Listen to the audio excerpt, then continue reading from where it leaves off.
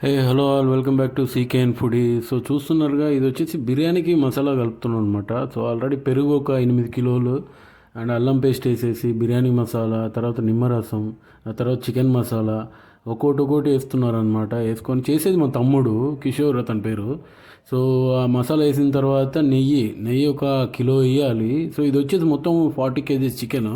తర్వాత కారం ఇంటి కారం అయితే కొంచెం తక్కువ వేయాలి, ప్యాకెట్ కారం అయితే కొంచెం ఎక్కువ వేయాలి. ఇది కొంచెం లైట్గా షుగర్ వేయాలి. తర్వాత గరం మసాలా, ఆ గరం మసాలా ఇంట్లో ప్రిపేర్ చేసింది, అంటే మేము పట్టుకున్నది అనమాట. ఆ తర్వాత ధనియాల పొడి, ధనియాలు వేయించి పట్టాలి. తర్వాత కొత్తిమీర, పుదీనా, చూసారుగా కలరు కొంచెం లైట్గా రెడ్ కలర్ యాడ్ చేస్తున్నాము. తర్వాత పసుపు, ఇవన్నీ మసాలా ముందే ప్రిపేర్ చేసి పెట్టుకోవాలి. ఐ మీన్ మిక్స్ చేసి పెట్టుకోవాలి. తర్వాత ముక్కలు వేసి పెట్టేయాలి. కొంచెం సాల్ట్, ఆ తర్వాత కొంచెం డాల్డా, ఆ తర్వాత ఆనియన్స్, తర్వాత ఫ్రైడ్ ఆనియన్స్. సో పచ్చివి అండ్ ఫ్రైడ్ రెండు వేసేసి కలిపేయాలన్నమాట. చేతితో మంచిగా కలిపేయాలి. చూసారుగా ఎట్లుందో కలర్ మంచిగా. సో ఇది ఆఫ్టర్నూన్ భోజనాలు అనమాట, క్యాటరింగ్ ఇది మ్యారేజ్కి.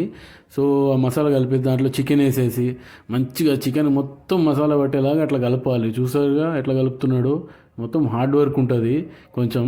సో మంచిగా కలిపేసి నీట్గా ఆ ముక్కకి మసాలా బాగా పట్టేసింది చూసారా. అట్లా మంచిగా ఇంకా కలుపుతూనే ఉండాలి, మంచిగా ఊరాలన్నమాట. సో దాంట్లో ఒక 20 కేజెస్, దీంట్లో ఒక 20 కేజెస్ వేస్తున్నాము, బికాజ్ రైస్ రెండిట్లో ఈక్వల్గా వేయడానికి. సో రైస్ కూడా ఎసరు పెట్టేసి దాంట్లో కొంచెం పచ్చిమిర్చి, అల్లం పేస్ట్, ఆ తర్వాత దాంట్లో కొంచెం ఫ్రైడ్ ఆనియన్స్, బిర్యానీ మసాలా ఇవన్నీ వేసి కొంచెం సాల్ట్. సో దాంట్లో సాల్ట్ వేయాలి, దీంట్లో సాల్ట్ వేయాలి, చూసి వేసుకోవాలన్నమాట సరిపోయినంత.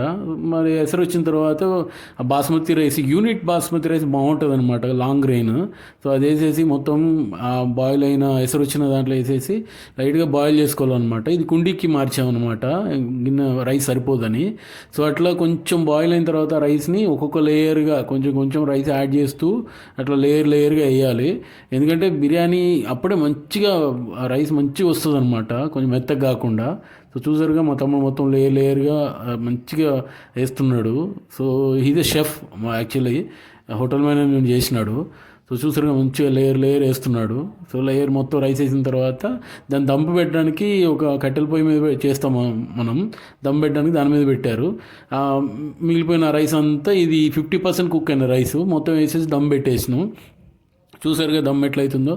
సో ఒక 20 మినిట్స్ దమ్ అయిన తర్వాత ఆ మంట కూడా చాలా లైట్గా పెట్టుకోవాలి. పెట్టుకున్న తర్వాత ఓపెన్ చేసి దాంట్లో కొంచెం వాటర్ ఉన్నాయా లేవా అని చెక్ చేసుకోవాలన్నమాట.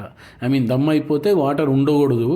సో అట్లా ఆ గంట తీసుకొని మిడిల్లో, ఆ కుండీ కాబట్టి మిడిల్లో కొంచెం డౌన్గా ఉంటుంది కాబట్టి చెక్ చేసి అట్లా చూడాలి, లైట్గా వాటర్ ఉందన్నమాట. సో ఇంకొంచెం ఒక 10 మినిట్స్ దమ్ పెట్టేస్తే మంచిగా బిర్యానీ రెడీ అయిపోతుంది.